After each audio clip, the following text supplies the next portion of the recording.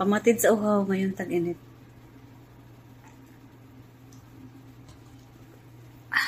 Humahagol ang lamig. Sarap. Lasap na lasap mo yung mango kahit isang piraso lang nilagay kong mango. Oh my God.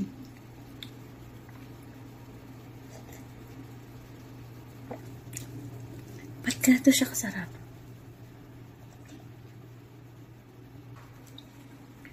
Ang sarap, promise. Gawin nyo na. Tamang-tama. Ngayong summer. Tamang-tama. Sa may init na panahon. Pampalamig.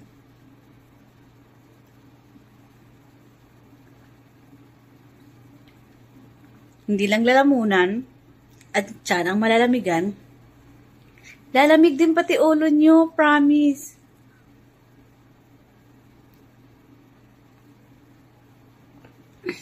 Wait.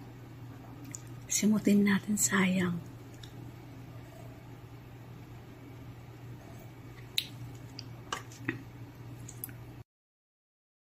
Itong kakailanganin natin, homemade condensed milk. Homemade lang ang ginamit ko dito. At meron akong ginawang tutorial dyan o may video na tayo dyan.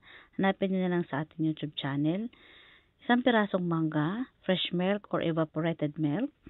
Ang ginamit ko fresh at hindi ko napakita doon sa picture or doon sa video. Gagamit tayo ng Nestle cream. Ibang brand lang ang gamit ko kasi yun lang available dito sa ibang bansa.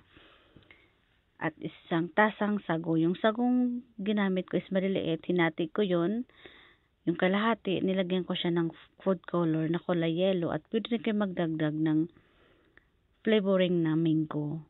Tapos yung mangga, hiniwa ko siya ng pa-cubes. Pero kung meron kayong pangkalagin yun sa pagbuko salad, mas maganda yun para mas marami siyang tingnan. Tapos pwede rin kayo magdagdag ng kunting tubig, tapos lagyan nyo siya ng asukal. Napaka-creamy po kasi siya. Sobra po siyang creamy. Napakasarap talaga siya. Lagyan na natin, paghaluin lang po natin lahat ng mga ingredients. Haluin lang natin na maigi. At ilagay po natin sa isang lalagyan. O kung magtitinda kayo sa ibang, dyan sa Pilipinas, o sa mga kayong lupalop ng mundo nanonood ngayon, ilagay nyo sa isang jug o sa isang pitcher. Ako kasi nilagay ko siya sa mga bote-bote. Babili ako. Mumura lang naman. 3 pesos lang. Bili ko niyan. 5 pesos din naman sa malalaki. Kasi dito binibenta ko siya sa school kung saan ako nagustundo sa alaga ko. Tapos lagay ko siya sa bote. Tapos lagay nyo sa rep. Promise. Napakasarap at napakaganda po siyang pangnegosyo. Hindi po ako mapapaya sa inyo. Ang sarap po talaga. Halo-haloin nyo lang lahat ng mga ingredients. Pag nahalo na, saka nyo siya ilagay sa sa mga lalagyan. Kung saan lalagyan nyo gustong ilagay. Ako sa mga bote lang. Tulad ng sinabi ko. Isang pirasong mangga lang po ang ginamit ko dyan. Mango sago. Promise. Ang sarap. Napakasarap. Creamy na basta hindi ko siya ma-explain yung sarap. Basta masarap. Masarap talaga siya. Kalagingin nyo yung mango para mas marami siyang tingnan. O kung mag-ano kayo ng straw, masisip-sip siya sa straw.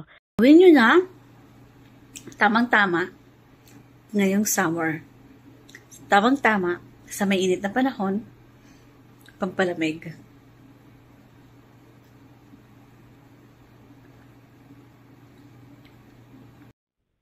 Ito, for costing na tayo. Mango, 20 pesos. Evap, 20.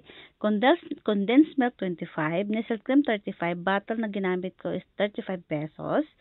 25 lang evap at condensed milk kasi tig isang tasa lang naman po nagawa ang ginamit natin. Nagawa natin is medium, 7 piraso. Small is 3 piraso.